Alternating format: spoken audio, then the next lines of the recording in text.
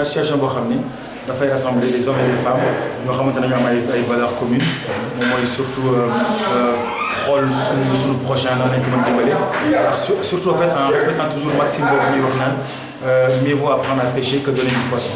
Donc loolu moo tax donc d'ailleurs ñu créé association bi et les membres en fait chaque membre se considère comme une petite goutte à part entière. Ça veut dire que ni petite goutte bu nekk dafay indi ses valeurs dafay indi ses compétences ses convictions au sein de l'association. loolu moo tax d'ailleurs sax chaque petite goutte dañu am même loolu petite goutte am petite goutte d'innovation petite goutte de teranga de santé voilà pour su ko defee ñun ku nekk rek nga indi sa toq ci association bi ba nga xamante ne dinañ mën a accomplir suñu mission. ñun nag dañu yëngu ci 3 volets volet talibé yi ak volet des personnes en situation de handicap ak aussi les projets solidaires. Les projets solidaires voilà. Petite Goutte kañ la judd. Petite Goutte en fait mi ngi judd il y a moins d'1 an donc exactement 15 août 2014. Voilà mi ngi judd Grenoble.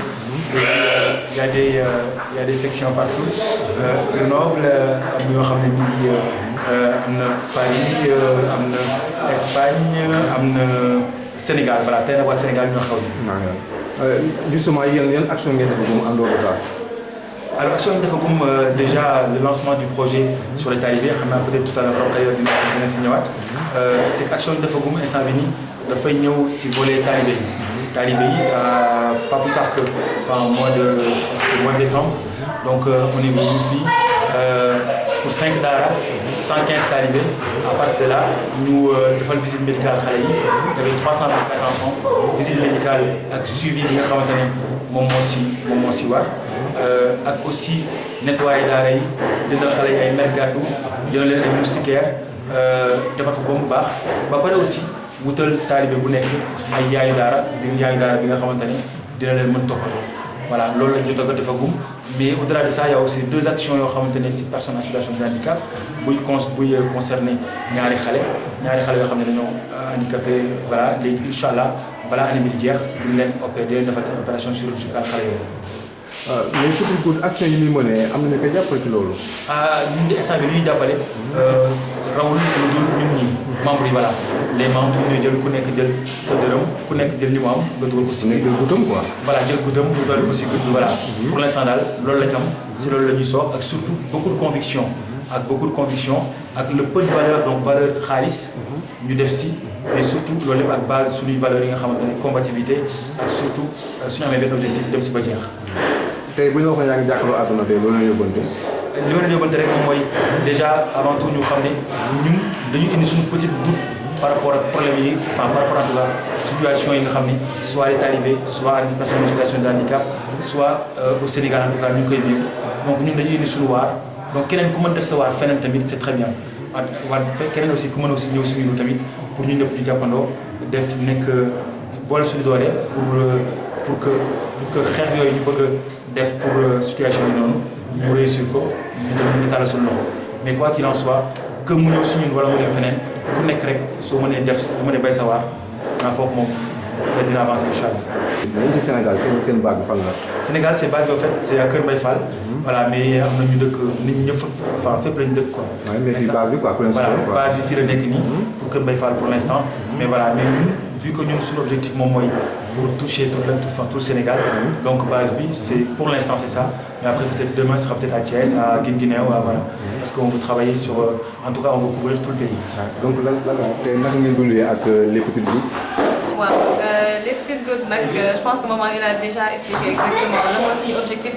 yi nga xamante ni ñoo gën a important. mooy volet talibé volet handicap. et puis volet solidaire. donc loolu la suñu objectif mooy suñu champ d'action daal yi nga xamante ni ñoo gën a mag fu mu toll nii. mais tey li tax ñu teew fi tey mooy surtout pour talibé bi donc talibé yi depuis un moment ñu ngi nekk ak ñoom liggéey ak ñoom di jéem a xool naka lañ leen di mën a yokkale voilà seen qualité de vie ak yooyu noonu. donc depuis un moment Petite Goutte dañ ko créé yàggul matagul 1 an mais depuis mu commencé déjà première activité bi ñu def ci talibé yi lañ ko def première activité Petite Goutte njëkk a def ci talibé la ko def donc instant bi nii li continuité la ci activité yi ñuy def ak ni ñuy jàppale ci talibé yi. donc li ñu leen di jàppale lan la c'est pour développer comme ni ñu ko waxee sànq seen niveau de vie seen bien-être jàppale leen ci seen santé parce que am na ay programme yu ñu teg par exemple talibé bi bu soxlaa faju am na programme yu ñu teg nga xamante ne dinañ mën a jàppale ci garab bu dee di jënd garab bu dee di dem defi analyse ak yëpp am nañ programme bu ñu teg pour loolu. pour seen bien-être am na programme bu ñu teg ak en collaboration ak ay yaayu daara yoo xamante ne dañ leen di elles sont ouvertes en fait. Elles ont la porte, elles sont là pour les talibés. Talibé bu soxlaa sangu mën na sangu ci kër yaayu daaram bu soxlaa fóot yére mën na ko fa def bu soxlaa lekk aussi mën na dem lekk ji ci kër yaayu daaram boobu donc talibé bi il est pas obligé tout le temps di daw ci télé bi di uti ji lu mu lekk donc am na benn kër boo xamante ni daal vraiment ils sont là pour su soxlaa ko jàppale ko ci côté yëpp. léegi yow ba message ngay jox maanaam sa mbokk soxna yi comme yow nga xam ne. waaw message bi may jox rek mooy que ni jigéen moom bu dee sama mbokk jigéen dañ naan jigéen mooy yaay. donc ñun ñoo gën a mën a jox valeur sax que xale que góor parce que ñun xam nañ lan mooy lan ngay amee doom ak yooyu ñun ñoo gën a xam lan mooy valeur bu xale te malheureusement talibé yi nekkuñu ak seen ay yaay c'est des enfants de entre 3 et voilà 17 ans âge boobu si la ngay gën a soxla sa yaay activité malheureusement amuñu ko. moo tax sa petite goutte teg ndeyu daara yi pour que ñu féete leen fi seen yaay war leen noonu féete te nekk ñu fi donc loolu tax ñu teg leen fi donc ñun sama mbokku jigéen ñi li ma leen di demander wala di leen ko kii recommander mooy que ñu taalibe bu ñu mënti gis ñu mën di leen jàppale te xam ne ñooñu nekkuñu ko seen yaay te soxla woon nañ amour maternel boobu te amuñu ko donc ku ci gis taalibe rek boo xamante ne Sénégal moom fii koñ boo dugg am na ay taalibe koñ boo gis kër goo gis am na taalibe bu fay jaabante di jël si ay sarax donc ñu jàppale leen rek comme suñu ay doom te di leen jàppale ci côté bu ñu mënee daal ak suñu ay moyens. bi nga ñëw ba ci yaay daara ñoom wax leen idée boobu ñoom mën nañu ko jàppee ñoom. bon ñun déjà bu ñu demee approché leen ak collaboration ak MSD parce que MSD ñoom ñoo jàppale Petite Goutte pour ñu mën a approché yaayu daara yooyu. ba ñu leen demee gis am na si ñoo xamante ni sax. déjà ñoom amoon nañ seen taalibe yu ñu jàppale sans ñun ñu demandé leen ko donc dafa nekkoon dañuy liggéey ak ay jigéen yoo xamante ni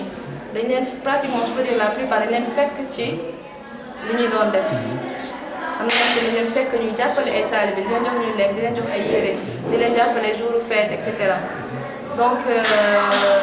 vraiment c'est des femmes yoo xamante ni elles sont vraiment voilà dévouées côté boobu ñuy jàppale taalibe yi. li leen ci fekk daal donc on n'a pas de problème pour ñu ñoom tamit ñu adhérer ci suñu projet on n'a pas eu de problème donc journée tey bi dañuy def toujours dans la continuité des nu mu tudd sax ci santé et bien-être talibé yi donc journée tey bi ça consiste à donner aux talibés des habits déjà pour la Korité leen di solo jour Korité ñu mën a am seen yére comme seen ay moom soo seen ay bazin daamina soo seen ay dàll mën a génn ci mbedd bi ak seen mor comme seen kër yi nga xamante ne am nga sa papa wala sa yaay jëndal la yére donc ñu am possibilité boobu ñoom tamit pour mën a fêter la Korité en plus de cela dinañ leen jox aussi ay téere donc téere yooyu c'est pour rappeler un peu que Petite Goutte effectivement day xam naa Fatou dina si revenir tuuti volet formation bi lay jàppale taalibe bi ak volet santé bien-être mais fàttewul ne à la base taalibe bi alxuraan lay jàng loolu c'est très important donc Petite Goutte dafay bëgg a lancer message en donnant ça en donnant les livres que ni moom xam na valeur bu jàng alxuraan bi te da ciy jàppale taalibe bi balaa mu koy sax dimbalee ci yeneen volet donc moo tax ku jox àqam affaire jàng alxuraan léegi ñu jox leen ay livres alxuraan soog leen ci tegal nag ay yére bu ñu feetu incha allah tegal leen aussi ay denrées pour ñu mën a togg ñoom tamit toog seen biir kër yi bañ a yalwaan benn taalibe bañ a yalwaan benn taalibe bañ a dem fenn di taxawaalu nga toog sa biir kër feetu Korité et puis nga sos sa yére bu ngoonee nga ànd ak say xarit booy ñaani ndew na nga ñaani ndew. Je m'appelle Dada, je suis dans l'association des Petites Gouttes. Déjà qui a tout ak président wax nañ objectif des Petites Gouttes man li may gën a expliquer di ko leeral mooy volet formation par rapport aux talibés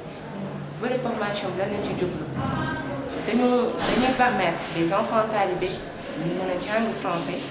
déjà ci lañ nekk ni ñu ngi leen di jàngal français pour que à l'avenir wala nit ñi lu ñu soxla ci wàllum français lu ñuy lire wala ñu dugal numéro téléphone wala des choses yoo xamante ni daal dinañ ko soxla dans le pays ñu mën ko defal seen bopp sans l'aide de personne. Si loolu passé jàngal français ñu leen di jàngal bu passé ñu dem si formation professionnelle, c'est-à-dire que dañ leen di permettre à ce que à l'avenir bu ñu màggee ñu bañ a nekk des enfants yi nga des personnes yi nga xamante ni nii amuñu benn profession amuñu benn métier parce que loolu aussi baaxul ci benn société. Donc comme yeneen xale yi jàng ci école yi màgg am seen métier, eux aussi dañ leen di permettre à ce que bu ñu màggee ñu mën a jàpp ci dara mën a liggéey mën a satisfaire les besoins personnels mën a am benn souci comme ça Sénégal bi mën a avancer parce que aussi n'oublions pas que dëkk bu nekk li koy jëmale kanam moom mooy ñu mettre dans le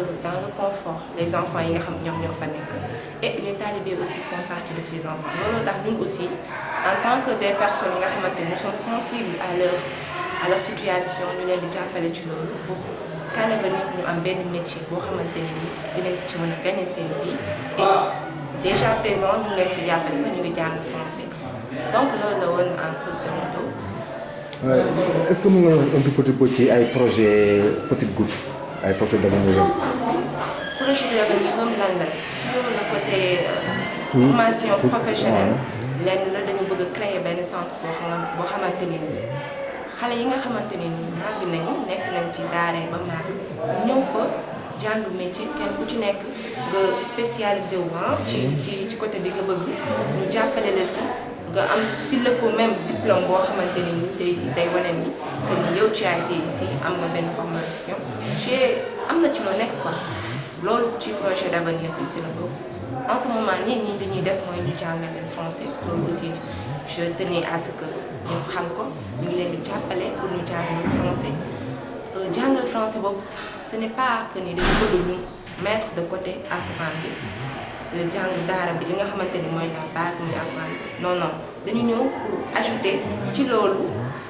français parce que aussi connaissance du doy dañuy jàng français dañuy jàng alxuraan parce que loolu moo ñu permettre suñu fi gën a mën a neex. tey looy conseiller aux autres Sénégalais. Les Sénégalais li ma leen di conseiller mooy loo xamante ni ça me tient à cœur les petites gouttes mooy que kenn ku ci nekk nga xam ne taalibe du bàyyi kenn ku ci nekk xam ne taalibe parce que juróo ko rek da nga ko war a sant liggéeyu métti juróo ko da nga war a teg sa doom bu ñëwee nga koy defloo yoo xamante ne nii doo ko def ko solo dama bëgg ñu xam ne taalibe xale la comme xale yëpp et il mérite aussi d'être heureux dans leur vie parce que xale bu ci nekk am nga tu as le droit de t'épanouir ñu jàpp xale comme seen xale boobu comme seen doomu boobu ku ci nekk bu la taalibe rombee boo amee loo ko jox mu nekk jox ko mu nekk soo amee noo ko mën a jàppale si yére nga jàppale ko mënoo koo jël sang ko parce que doomu jàmbur certes mi ngi ci serrure bi mais boo mënee jox ko saabu loo ko mën a jàppale daal pour aider ko à ce que vie gën a mën a nekk nga def ko te yàlla rek tax bañ ci xaar kenn defal te yàlla tax.